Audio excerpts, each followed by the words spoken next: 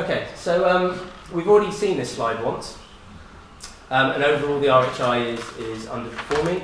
I've already mentioned that there's been a series of fairly significant changes that were brought in. Some were brought in September last year, and others were brought in or going to be coming in later on this year.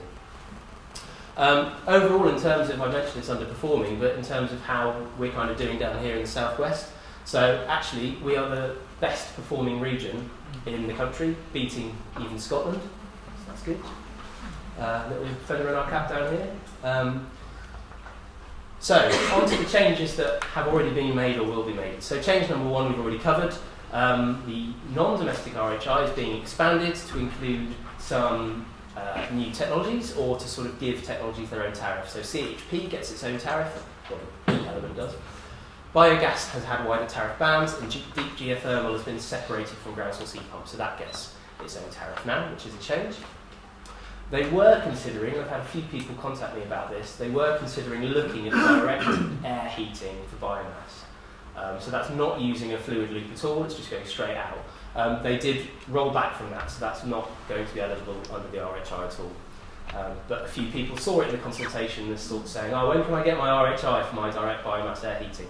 Fortunately, they won't be able to. Again, most of these are now from the updated eligibility requirements on the Ofgem site, and that's a hyperlink, so by all means use these to kind of find the evidence. Energy efficiency.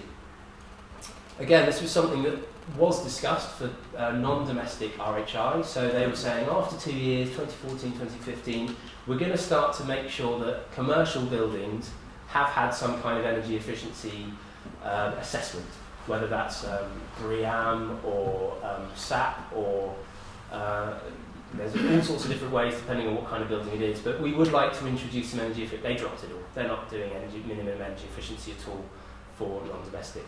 So that's just another thing to be aware of, which is probably a slight relief for the industry. Number 3, tariff change. We've already covered this in a fair bit of detail. The tariffs have been recalibrated to basically take into account that the vast bulk of it is going to biomass, which is doing really well. But they're also keen to try to encourage those other technologies to come up the list. Trigger reprofiling, again, covered this in some length this morning. So it may make digressions more likely, but we have to wait and see to see if that expanded pot of money that they're giving to biomass is sufficient just to soak up the demand there is. As I said, triggers are now more sensitive, so if we do get close to our deployment levels, you're more likely to see a trigger than we have been in the past. Biomass sustainability. I'm going to cover this in some more detail in just a second. Okay, this is another fairly important but under the radar change that was made. So previously, under the RHI, non-domestic RHI, plant couldn't be moved. So once you'd bought, and it had to be new, it had to be a new piece of generating plant, once you'd bought that piece of plant and installed it and connected it up to your heat demand, you then weren't really able to do anything with that particular piece of plant. You could replace it if it broke, you could potentially even upscale it and still continue to receive RHI, but you weren't able to ever move that piece of plant and take its RHI tariff and its duration with it. You now can. So you're able to move your piece of plant to either a different site that you own or a different place on your site, and it will retain the original tariff that it had, and it will also retain what's left of its 20-year duration. So that's quite a big change, because now all of a sudden if you're investing in a piece of kit, that kit will now have additional asset value because it's got RHI rights attached to it. So that does mean that you could potentially sell it to a third-party provider on your site, and then they could move it to a different site, so you could, in theory, have a second-hand piece of RHI kit. Again, I don't know whether there's going to be some tightening up on that, because that's not something they're keen to support, but as it stands at the moment, you're allowed to sell them, and you're allowed to relocate them, so there's no real reason why you can't do that together in some format. So that's quite a big change. The other big change, again, which was sort of slipped in under the radar, is process heat can now be done outside. So for all the things we've been discussing this morning, the eligible heat demand had to be within a building. It had to be within a fully enclosed, permanent structure for it to be classed as an eligible demand.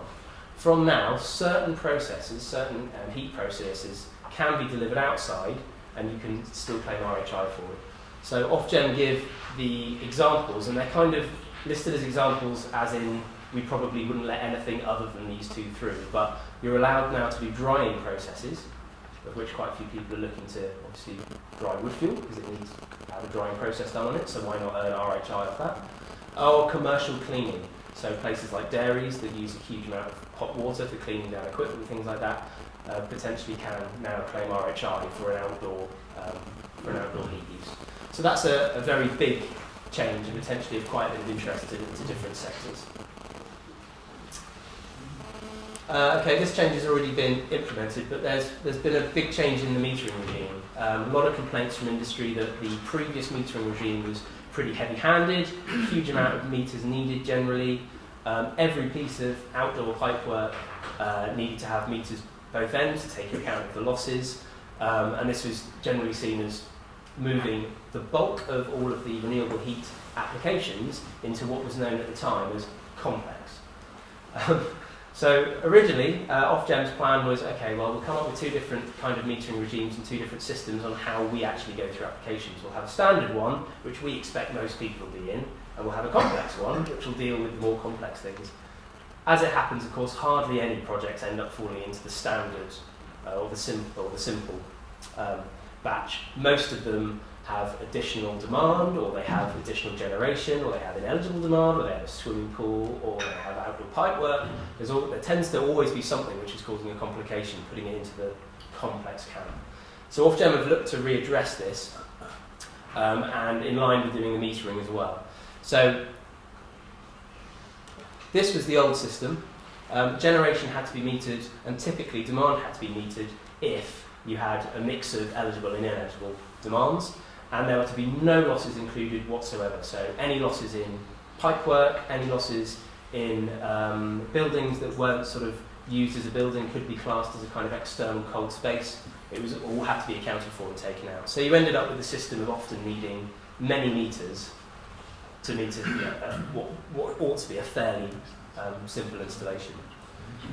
So Ofgem, using this very basic example, have now changed it so that as long as you're only metering the generation and some certain criteria on that outdoor pipework or the losses are met, you can get away with just having a single meter. Obvious improvement. As I've said, the generation only needs to be metered if there's no ineligible demand. So if you do have an ineligible demand on that system, then you would obviously need to put in an extra meter to kind of take that out of your RHI payments. Now the losses in any pipework that is external does still need to be accounted for, and I'll go into how that's done in a second. Mainly, they've used this new tool, which is the heat loss calculation spreadsheet, which I'll show you here. The idea behind this is that Ofgem accepts that you have outdoor pipework. Very often it will be insulated up to industry standards. There shouldn't be a great deal of losses through underground heat main, in theory. So therefore, let's not get too hung up about the losses that introduces into the system and enforce loads of metering. The idea behind it really is that if you can prove that the system losses are less than 3% on your overall system, then you can disregard those losses and just include them in your RHI application. So you will actually receive RHI benefit for up to 3% of losses on the system. Now the caveat here is it's provided all your pipework is what's called properly insulated. Properly insulated is reference to a couple of standards where, well, if you can prove that all your pipework is insulated to standard X and standard Y, we'll consider that properly insulated. Therefore, you can just disregard your losses if you can show that they're less than 3%. Great, fantastic, that sounds fairly straightforward. Unfortunately, those two standards specifically exclude underground pipework. So as far as Ofgem is concerned, at the moment, any underground pipework isn't eligible for this disregard. You're not able to disregard the losses in any underground pipework under that particular caveat because you can't prove it's properly insulated because the standards don't allow it and say it isn't.